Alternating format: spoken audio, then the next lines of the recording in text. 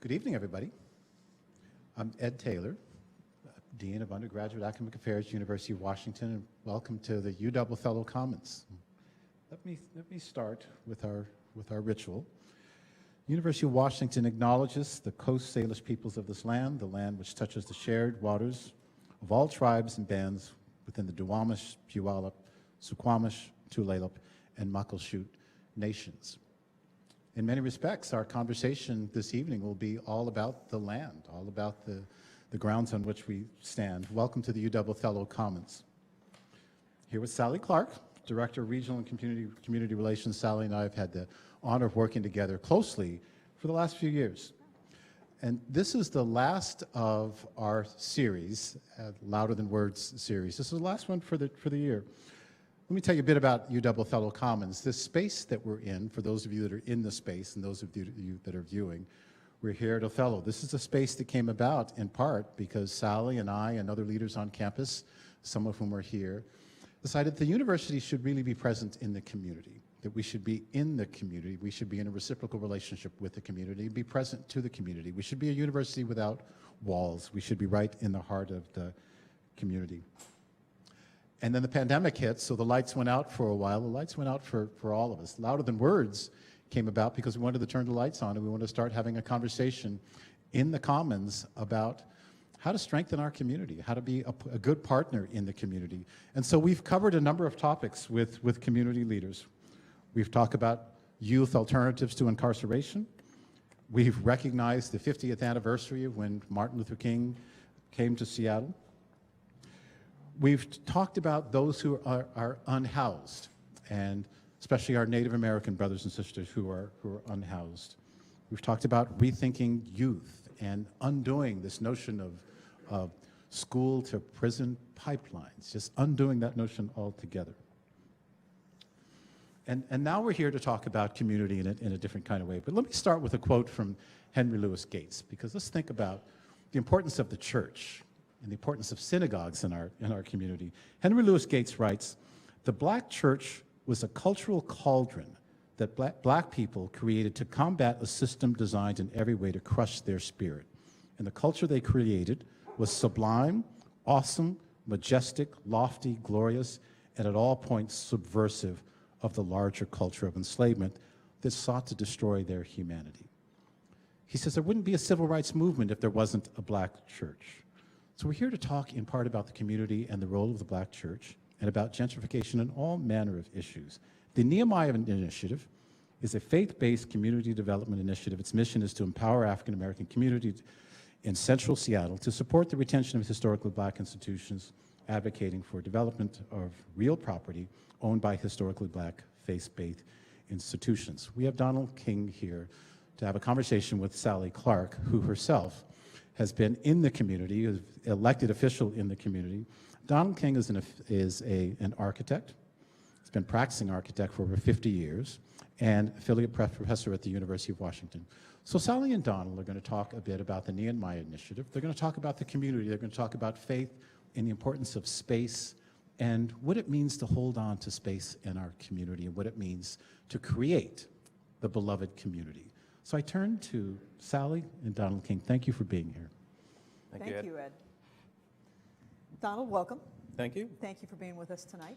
Thanks so much, Sally. I'm very appreciative that you said yes. I want to, Ed, when you started off, you said good evening to everyone, and I am a white, non-church-going, although I'm comfortable enough to say I pray, I am not a regular church attendee. Mm-hmm. But from my life, I do know that when you say good evening to a group in a black church, people say good evening back. That's right. I'm going to give people one more chance. Good evening. Good evening. See? Now you got it. All right. Mm-hmm. An ancient tradition, an African tradition of call and response. Okay.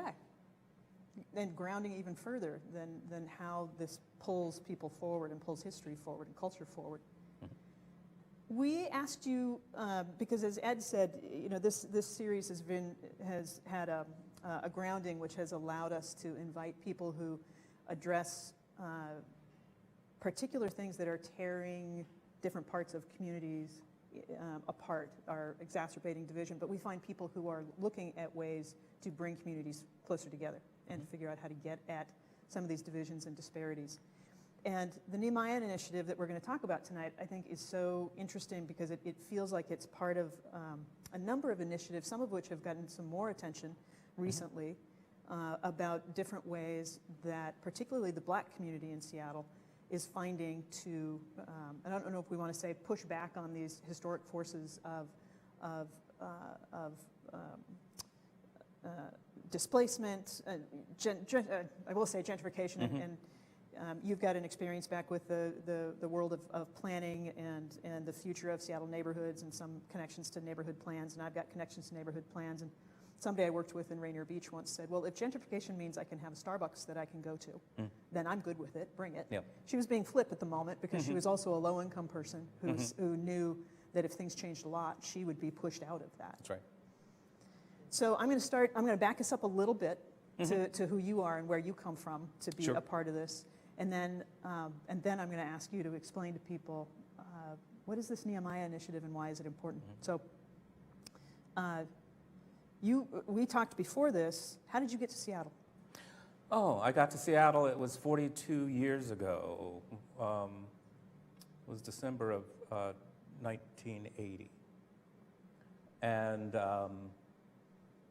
came up from Los Angeles, where I'd been for 10 years, right after grad school, after licensing. So I did come to Seattle pretty much a fully formed adult and professional, which is a little unusual in Seattle. I realized that after living in Detroit and Los Angeles, Seattle was a relatively small town.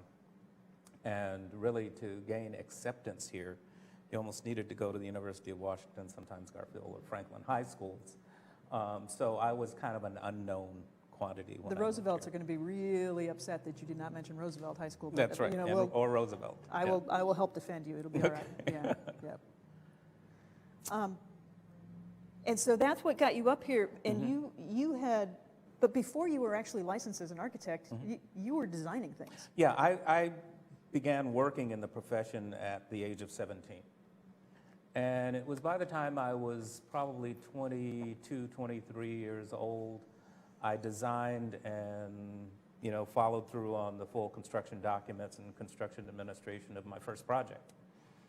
Unlicensed with a backup in the office that I worked in to do an expansion and an addition and full renovation of a church that my grandfather was a deacon at. And it was my first real project, and it was a church project. It wasn't until recently that I remembered this, that my first project was a church, was a historically Black church in my hometown. To some degree, a career kind of coming around, circle Full now. circle. Really interesting to me. Yeah. You mentioned that for some folks, you're not, when you come to Seattle, there's sort of the thing about, did you graduate from any of those high schools? Did you go to the university? And there's a deep history that's around you when you arrive that you may not know about. You may not recognize that deep history. How did you learn about the central area, the central district? Well, my first visits to Seattle, as a matter of fact, one of the first places I went was to the Madrona Mayfair. I really liked Seattle. Living in Los Angeles for about 10 years, I was really kind of no longer enamored by the city.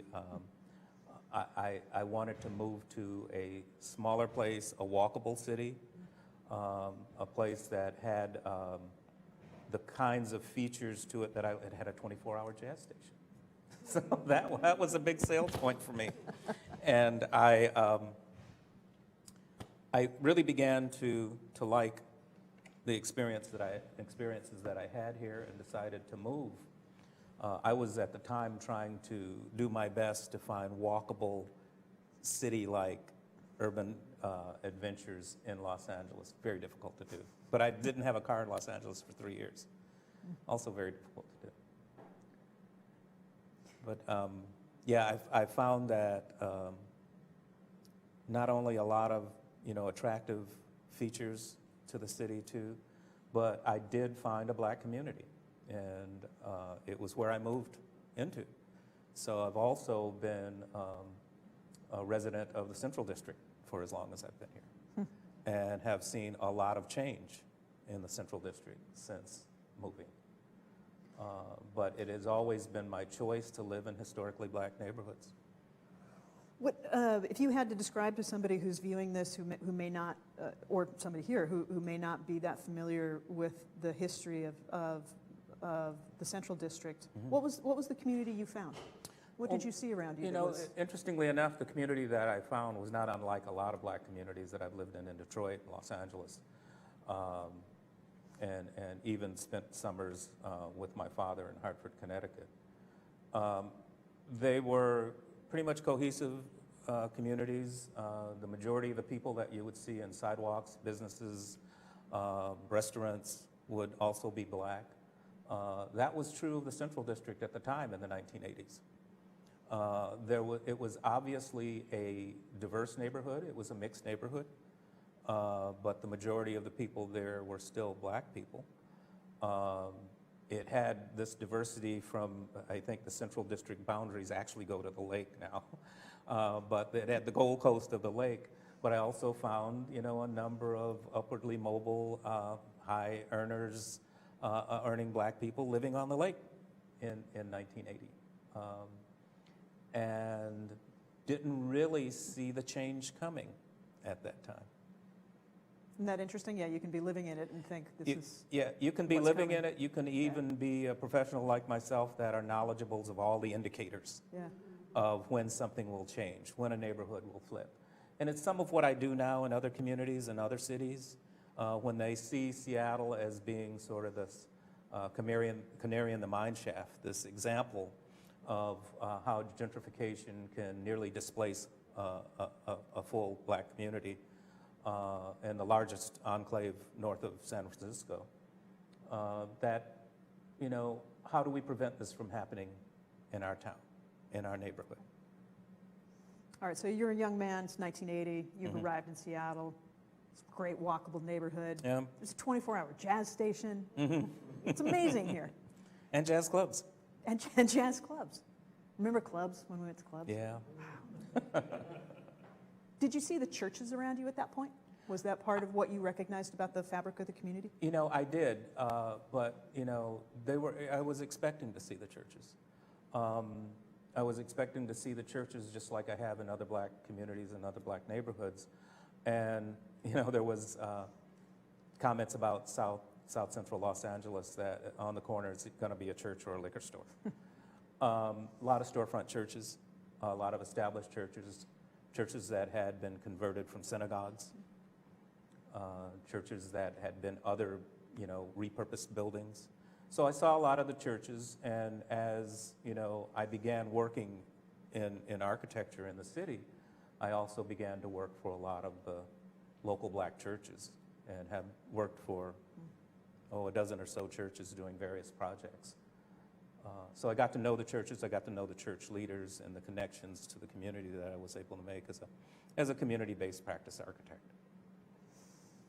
Okay, so let's go ahead and use that to pivot and start talking about the churches a little bit more and this sense of place. But I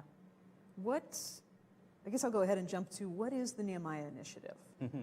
Well, Ed said it very well. The Nehemiah Initiative, I call it more of a grassroots, faith-based community development initiative. And in that, we advocate for the repurposing. Actually, let me back up a little bit. It's not just so much advocating for the repurposing. It's actually removing the land that I believe and others believe is collectively owned by the community, removing it from the for-profit speculative real estate market. Then to be repurposed. That land that is not part of the worship center, many times is not even part of other associated buildings that support the worship center, but the land that is parking lots, the land that is underutilized, and repurposing that land and using that land for the development of affordable housing to retain more of the black residents, black businesses in affordable spaces, possibly even home ownership opportunities, in central and southeast Seattle. And in that process, we advocate for a number of issues. One of the things that we advocated for was a change in the zoning ordinance in Seattle to really take advantage of a state bill that had passed to allow municipalities to provide increased density, increased size and capacity of development on their sites when it's a faith-based organization developing affordable housing. That is one of the things that we did that made a lot of the properties of our member churches more financially feasible to develop housing on, that we had this greater density allowance from the city. We also have advocated for a number of what is now picking up a little more steam, and that's Black home ownership initiatives. And we work very closely with those organizations and the people that are interested in really building home ownership in Black communities to help close the tremendous gap in racial inequities between wealth building between not only the Black community, but every other community that's way ahead of the Black community in wealth building. Let me ask you a question. So with that description of the Nehemiah Initiative and the description of who the community was when you arrived, this is going to sound like the most obvious question in the world, but that's my job as the facilitator question person. Mm-hmm. So nothing about the church's property ownership has changed. And Mm-hmm. why should the churches be interested in doing this now? What's changed? What's Yeah. their interest, and why does this become an initiative that the partners would like to be a part of? And I'll make you play that role. Mm-hmm. We were hoping to have Pastor Davenport from one of the partners here tonight, but he wasn't able to join us. So you're going to have to play the role of what's a congregation want to do with something like this? They got a lot going on in terms of the congregational sort of core work. Pastor Davenport's out of town and couldn't make it. He would have been great to speak to that. Because one of the things that my first big hurdle, my first big challenge in really this advocacy work for repurposing of church properties was to get churches to trust me. And it took years, literally, in talking to churches. There were a handful of very progressive, very intelligent church leaders like Pastor Davenport who had seen this vision. There was no one else that he could talk to about it until he met me. And he was saying, where have you been? This is something I've been thinking of doing. I just don't know how to get started on it. Yeah. It was Bishop Gary Tyson that I met first that had the same vision, and meeting with a developer that wanted to purchase this land and says, I'm not selling. So a developer came to him and said, I want your land. Yes. Which just seems weird. Like, okay, church property. Yeah.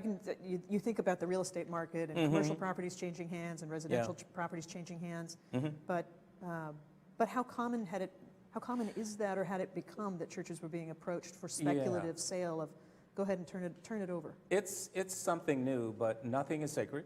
Okay. And everything in the city of Seattle is attractive now for speculative real estate investment.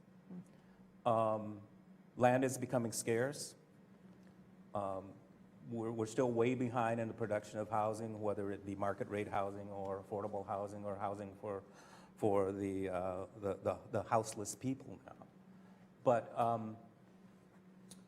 the idea of actually selling land really became part of a consciousness growing in the church community, to where churches had seen, in the past, 10 to 12 years, we've lost about a dozen churches in central Seattle that have either sold and moved or sold and closed.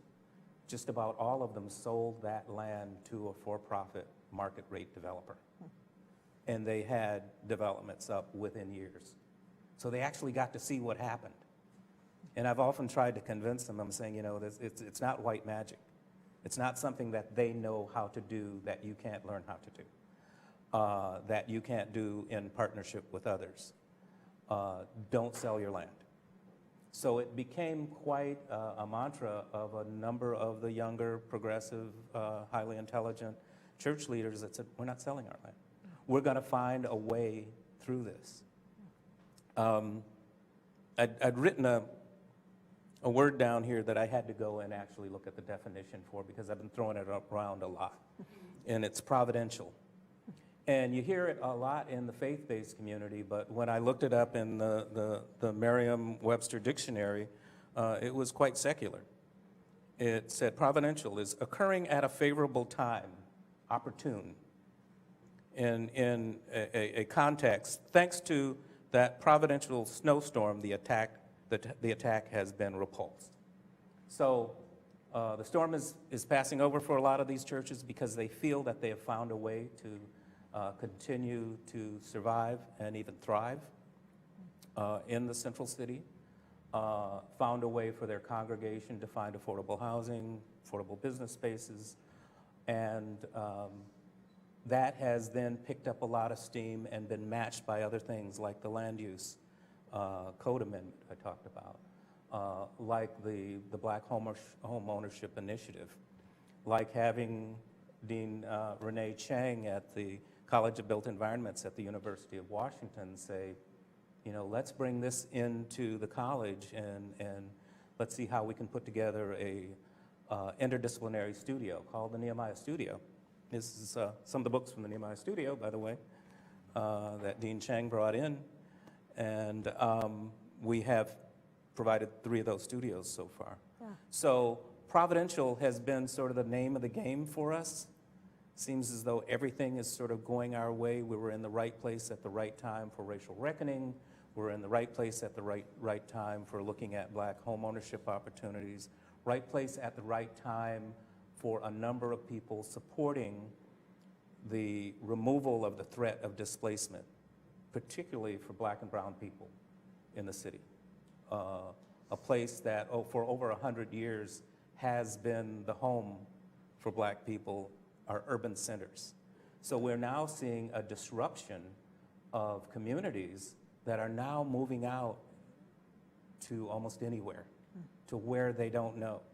It's a new out-migration movement from the past 100 years of Black people being an urban people to now being a suburban people to losing community of geography, but still having a community of affinity. And that community of affinity often brings them back into the city, to the barbershop, to church, to other opportunities that may be just for employment, but they're back on the road again. They can't afford to live in Seattle.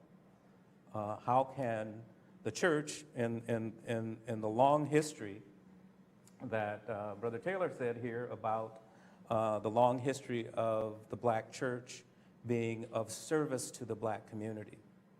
The Black church really began as that. It began in secret, in praise houses, on plantations, because the enslavers did not want them to learn the story of the Bible. There was too much in that for them to be able to latch on to say, hey, who's this Moses guy anyway? Seems like he was really opposed to slavery, and he had a God that helped him get his people out of slavery. They did not want that to happen. They couldn't keep it from them. So also providential in this is that history of the Black church being that history of the gospel of freedom, gospel of liberation, the gospel of combating social injustice. And this is just another in the line of the Black church being involved in the struggle of social justice for its people.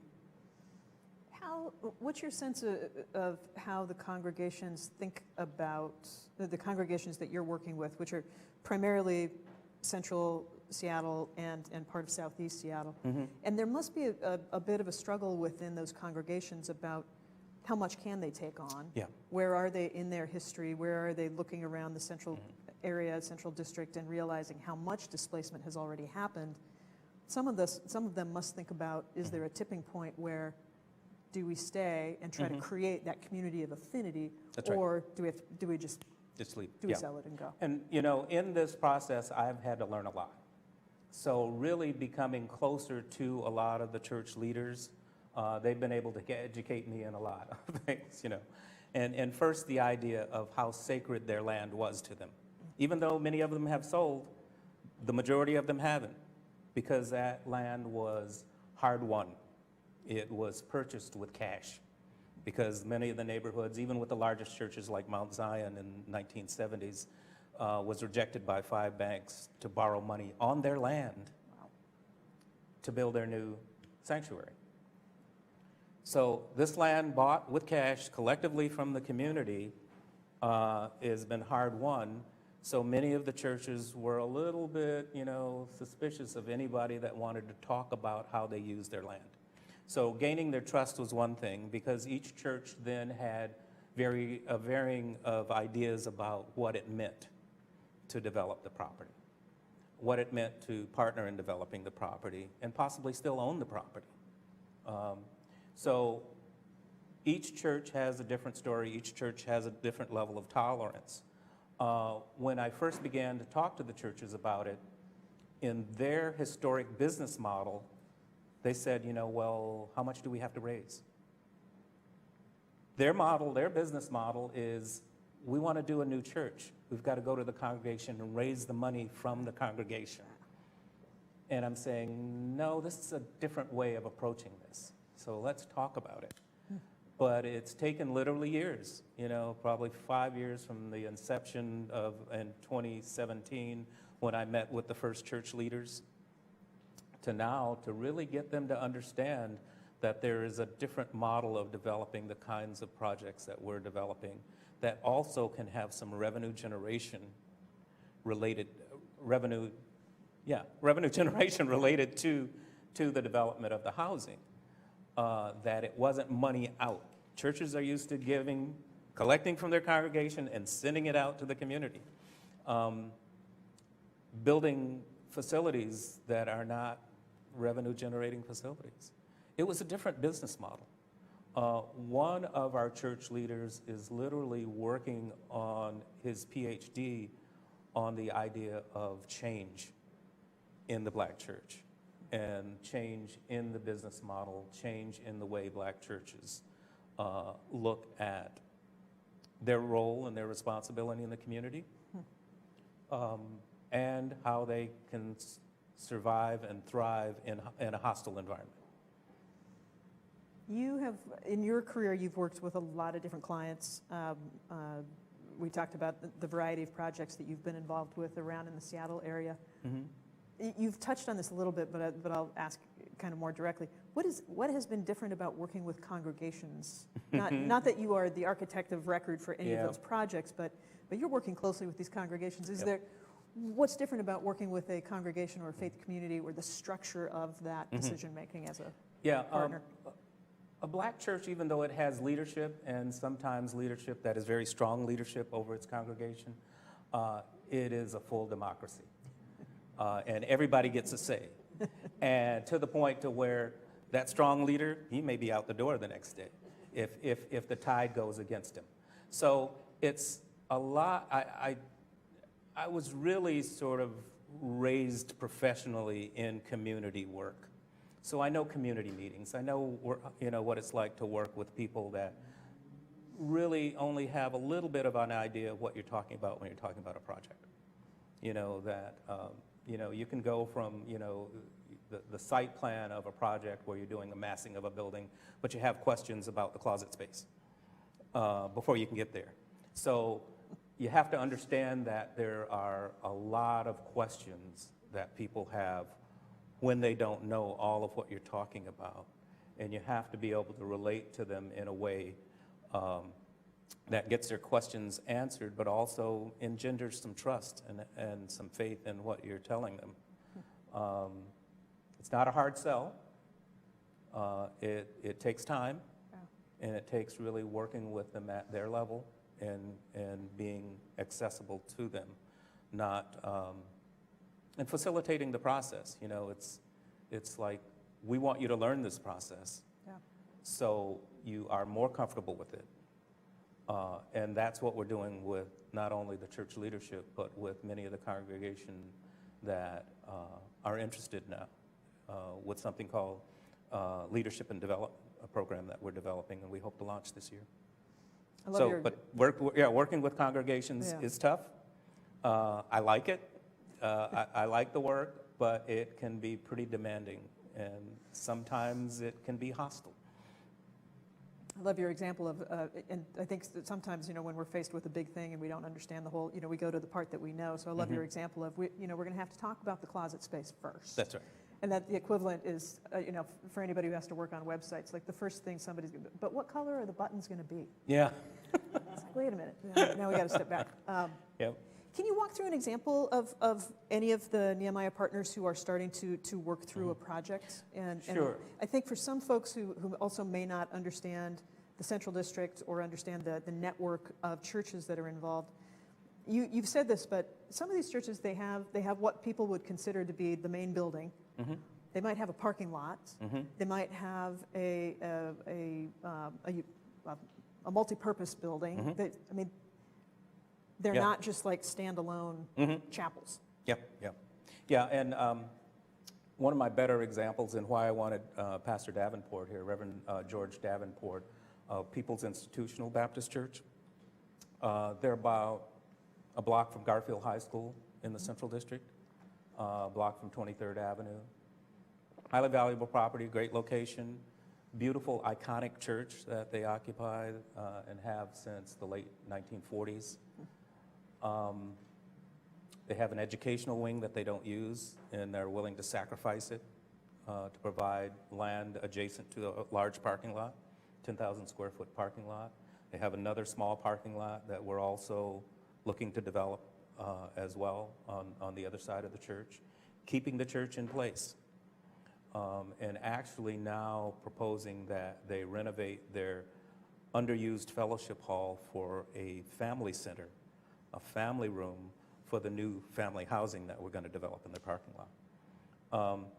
They come up with a lot of these ideas themselves now. So after the Nehemiah Studio students presented, the leadership was fired up. They got the congregation fired up. They're now just itching. They're waiting to get started. And I'm trying to deliver on the promise of getting them funding for their next step in the pre-development process. But the pastor there formed a committee of the congregation. He took surveys.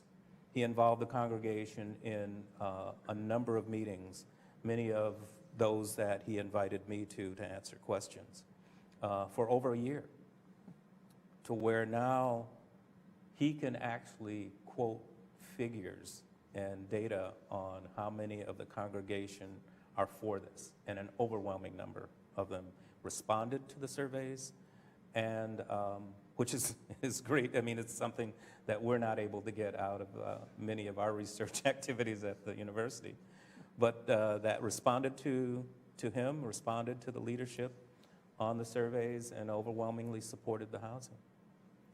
And is the project far enough along to know what that family housing might look like? How many, who they would serve, sort of income levels? Is it that refined yet? Yeah, we can do possibly up to 60 units on their two sites, depending on, and they're going to actually have a say in, as we're balancing out the financial analysis with what they'd like to see for the size of the family units. The church members will have a say in that. Something that is fluid and part of this providential idea is home ownership. When I presented that to him and proposed, said, should we look at this as a home ownership opportunity? Pastor said, well, let me go back to my committee. I told him how it might work. We're not sure if it's going to be condominiums or cooperative, but that people that live in it will have an ownership in it, and it makes a difference. Congregation came back and says, oh yes, because many of us were concerned about renters next to us. Oh my God, really? Fascinating. Yeah. Oh my gosh. Yeah. They could have been the renters themselves, but they were concerned that it was rental property, that it was affordable property. And so we had the discussion again about what affordability meant. And at the level of affordability of the Nehemiah projects, which is more workforce housing, we're looking at upwards to 80% of area median income for the housing residents to qualify. This means that, you know, it could be your kid's teacher that's living there, your nurse. Yep. The firefighters, beginning firefighters and police officers that have to live outside Seattle now.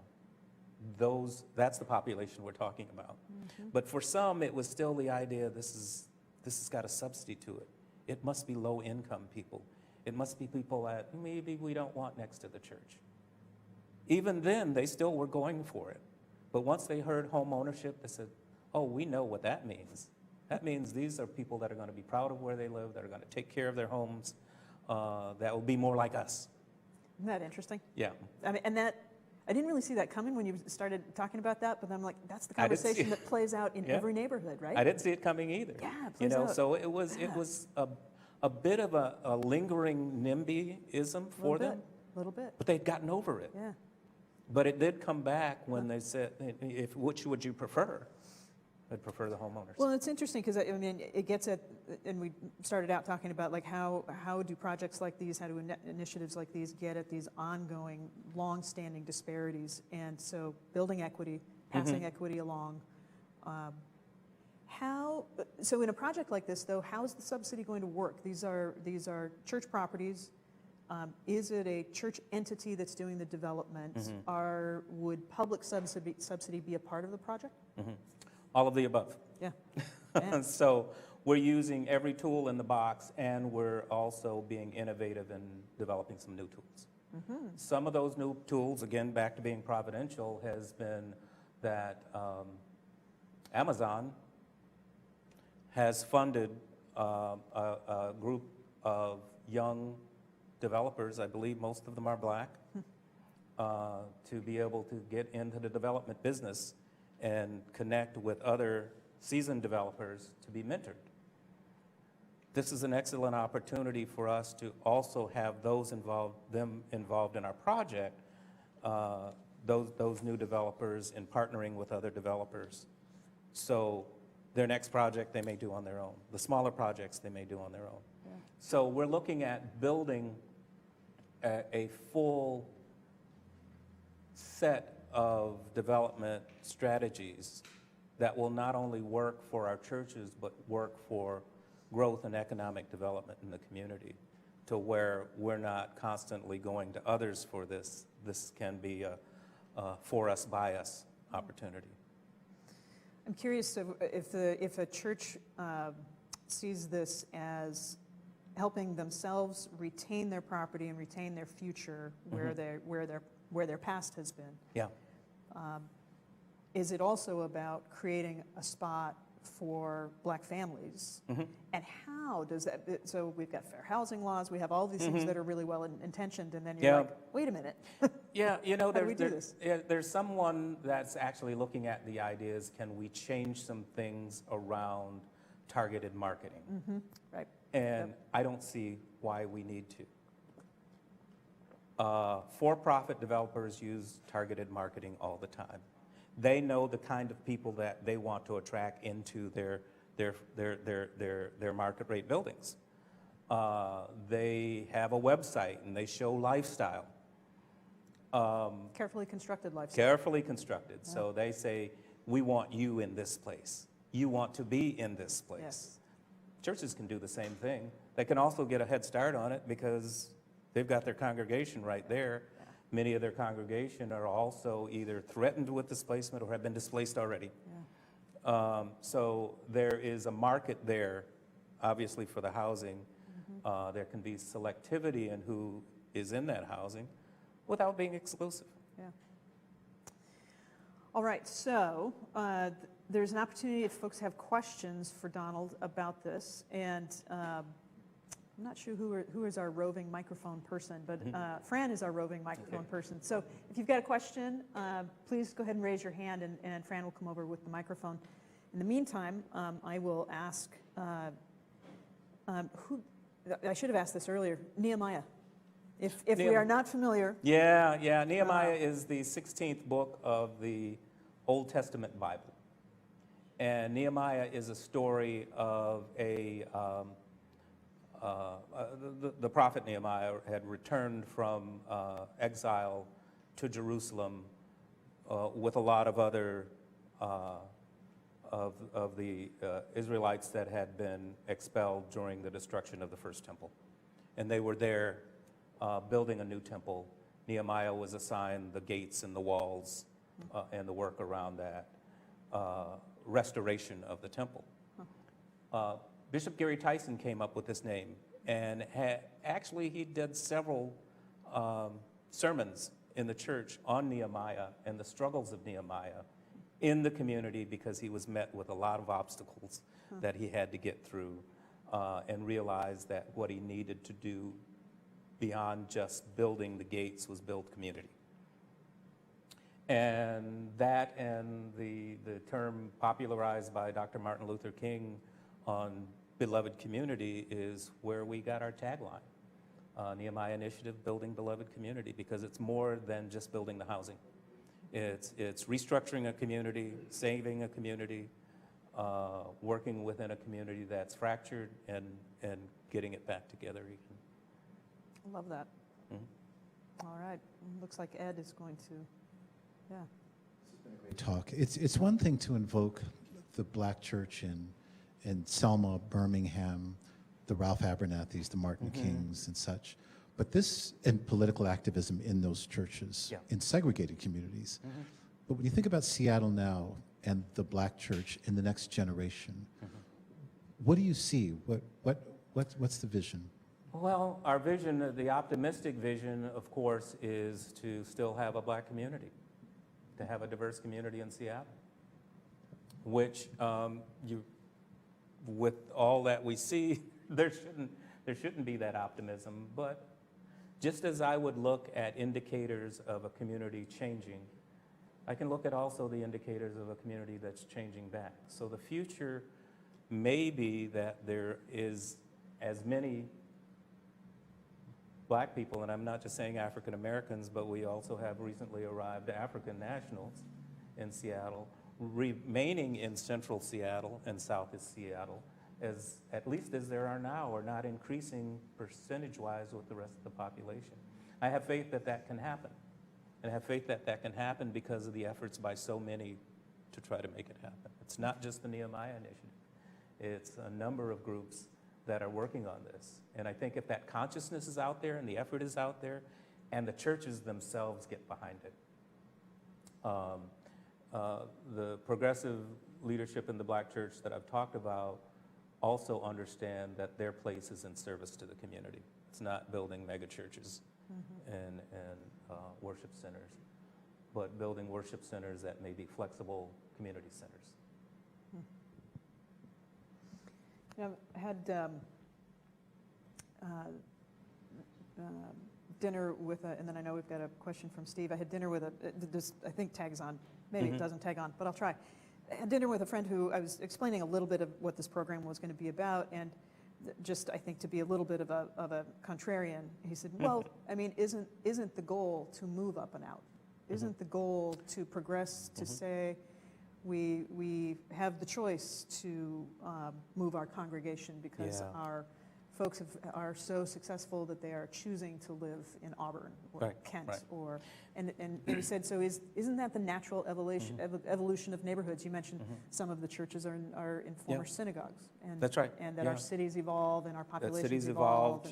Things change. So, There's been at least one Black church leader that moved to Kent, and he's building his own community, putting a stake in the ground, buying more and more land where it's affordable for that, and that is certainly a choice.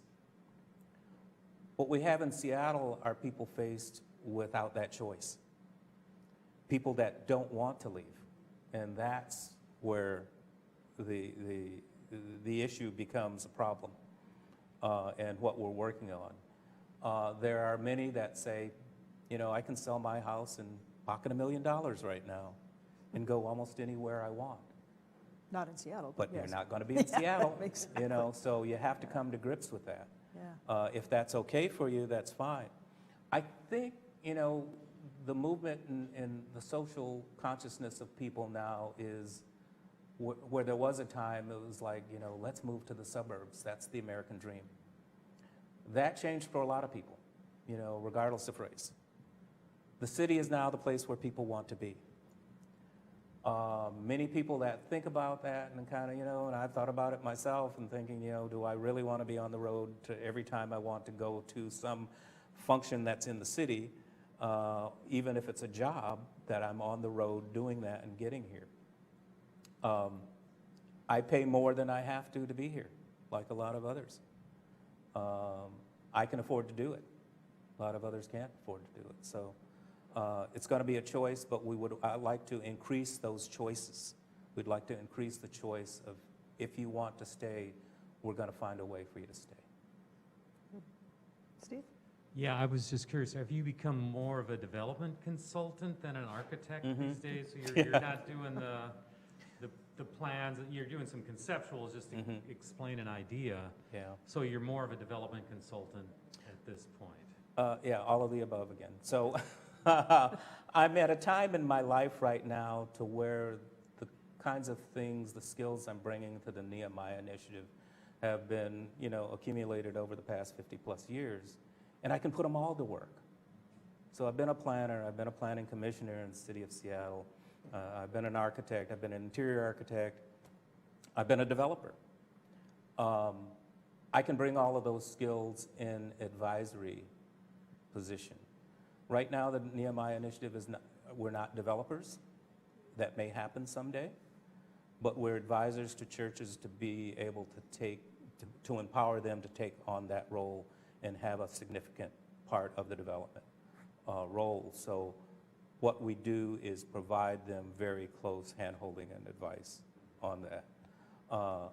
I generally do the first cut at a site just to see how it tests, right? So there's a site test for capacity. How many units can we get on?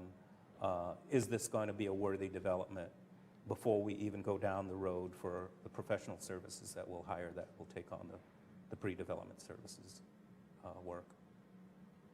Well, that's a huge value. I mean, It is. just to be able to do that for the congregations, to have somebody of your experience and stature be able to eyeball it for them and to start to build that. Yeah. And I can do it pretty quickly. So I've done enough of this, but we also have the services of the Nehemiah Studio in the University of Washington with graduate students doing that work for churches that are property rich but cash poor, can't take the first step in the development process in evaluating their property. Nehemiah Studio has been able to do that, give them a vision, give them a financial analysis to make them say, I think we can do this, to give them the courage and the information that they need to go forward. Rovi?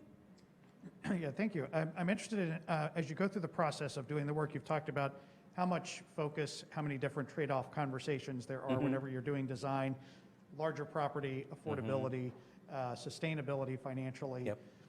How much work goes into thinking about the space beyond the space the church is on to the rest of the community in the nearby spaces?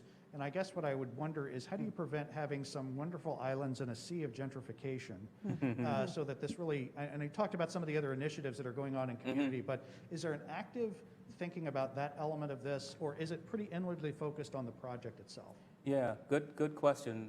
There's a number of things that I am raising. One that Nehemiah is not taking on right now, but I'm trying to get others to take on, and that's begin to develop strategies around, being able to help a lot of black homeowners that own homes now, other alternatives to selling, possibly developing ADU, accessory dwelling units.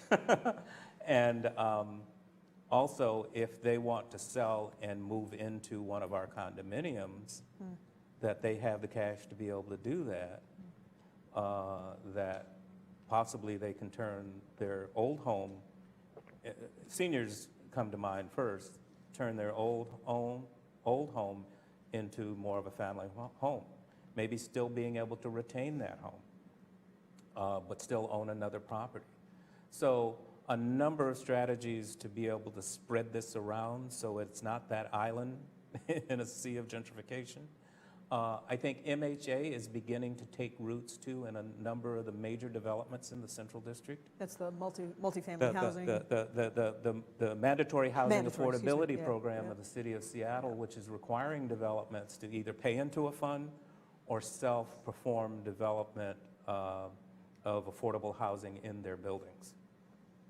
That is starting to take root. So when you're talking about maybe a 10 to 20% share of a market rate building is going to be affordable, then you start to see on the street a few more black people, a lot of younger black people now that can begin to really anchor themselves in the city.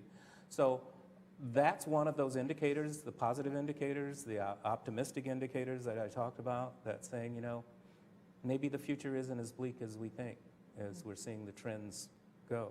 There's other trends and there's other indicators and other initiatives out there that can change it. Sean? Yeah, thank you. I can see how this works as a reaction to gentrification, but in communities that are being strategically divested from, the valuation of the property wouldn't be as such to be able to pull equity from to build up anything. So have you thought about a model that would be able to serve earlier on to stop the flow of gentrification? Yeah. And one of the things that conceptually I struggle with is we often talk about changing the material conditions that our families are living in, but once those material conditions change, it ushers in gentrification, so they no longer can benefit from the changing condition. Yeah. What does it look like to go to the king and ask for the supplies as Nehemiah did prior to the new neighbors moving in around the walls of Jerusalem? Yeah, yeah, good point. And this comes up in conversations that I have in other cities, Lower Ninth Ward, New Orleans, saying, you know, there was a person in the community meeting saying, we don't want these improvements because it'll trigger gentrification and we'll have to leave our community. They understand what's happening now because it's nationwide. Leimert Park, Los Angeles, same thing. You know, in each case, I gave them sort of a rundown of, you know, how it happens, because we've seen it happen in Seattle, and what you can do to at least prepare yourself for it. While property values are down, find a way to own more land. If there is issues still with the legacy of redlining, find ways around it. Raise the alarm before it's too late. But you shouldn't be fearful of improving your community. But part of the improvement process, something we didn't do with the comp plan back in the early 1990s when I was on the Seattle Planning Commission, couldn't see it coming. We talked about densifying the city that normally would have driven up the property values. We put nothing in place for protection against displacement. There was no real thought of that. It was like, an improved neighborhood is great. Yep. Improved neighborhoods are now being thought of as, you know, a threat. It shouldn't be.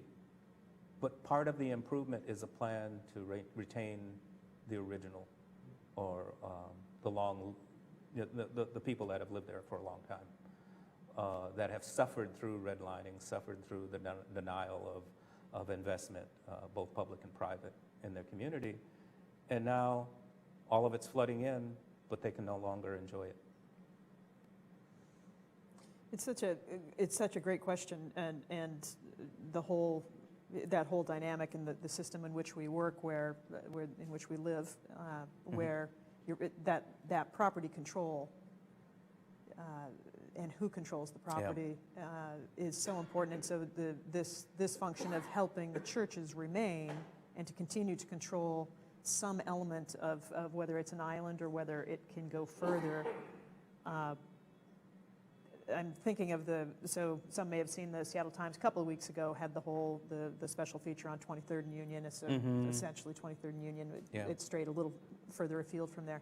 But multiple examples, Africatown Land Trust, how to control the property, how to control the wheels of development and what will happen. This project is similar to that. And so that that attempt of figuring out how to have it not be all open to speculation and to have it be controlled by the community. That seems to be where we are right now. I wish we could all kind of look in the crystal ball. And you're so right about neighborhood planning in Seattle. Like nobody would have envisioned where we are with property values right now. Nobody would have envisioned the bizarre valuations that people get via email from Redfin and all the others that are nuts. And I think that challenge of what is the next thing that comes is probably beyond what Nehemiah Initiative is necessarily going to do, because you've got a fair amount on the plate just to help make these projects real. Well, as I said, there's the consciousness raising around it as to where the value of your land assets is something that you shouldn't let go of. Yeah. It gives you that control. The value of having more of a population in the cities, in the seats of power, is important. We've seen that change in the city council. We've seen that change in economic development. With fewer black people in the city, they lose that voice in the seat of power. So urban centers are important for a number of things, and that's one of them. So what I would say is, if we are cognizant of our planning, and I now have seen enough of it that I always say, be a problem seeker in this.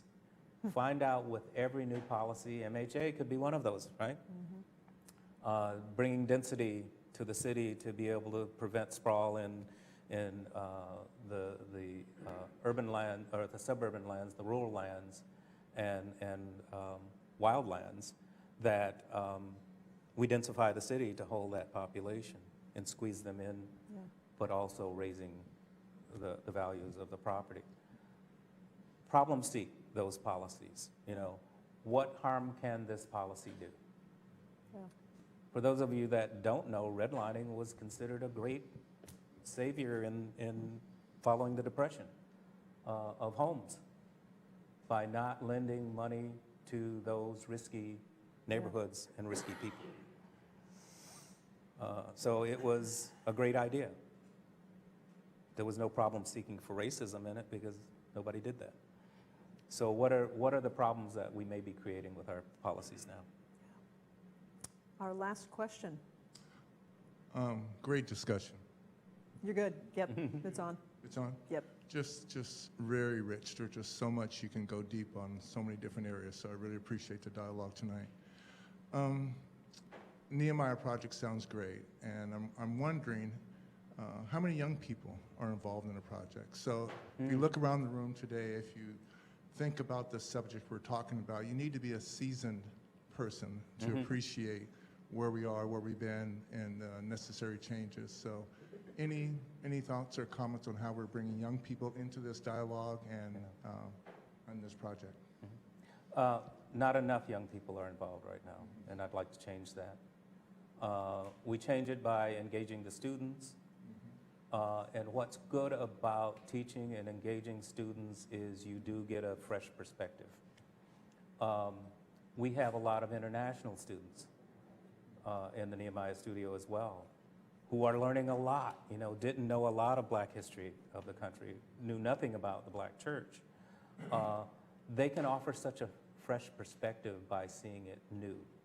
So the youth, and I would say youth, high schools and up, it's their future. Yeah, and folks of color. It's their future that we're planning for.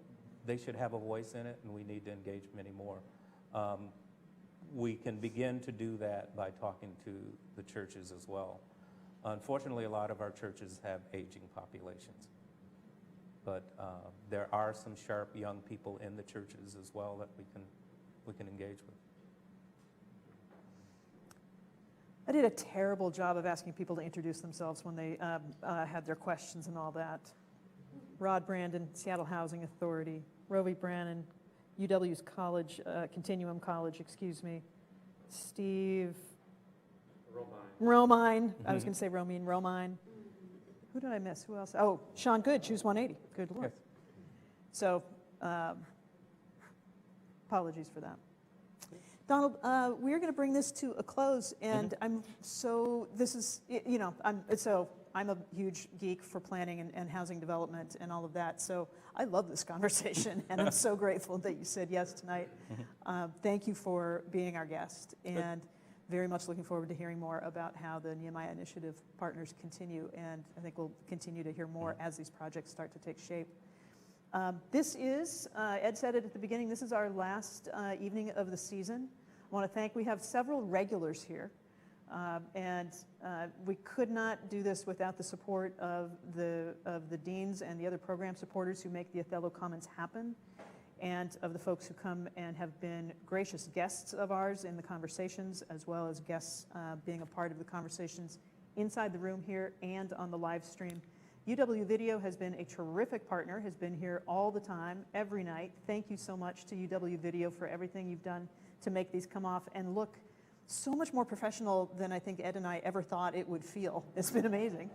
And I would say the same thing about the incredible staff from Undergraduate Academic Affairs who actually, when we said, we should do like Ed and Sally's Excellent Pizza Night or something like that, actually made it into a thing that we could actually do. And Jodine, you have been an incredible person to help pull this off every time. And Fran and Michael Ann and Christian is not here tonight. He's likely at home with very small children. But it has been really a great thing for us to test drive, and we've appreciated everybody's willingness to test drive this with us. And I'm probably not thanking somebody that I should thank right now, but pretty close. With that, I will go ahead and cue UW Video that we have reached the end of our live stream time, and if everybody could please give Donald a round of applause and yourself a round of applause.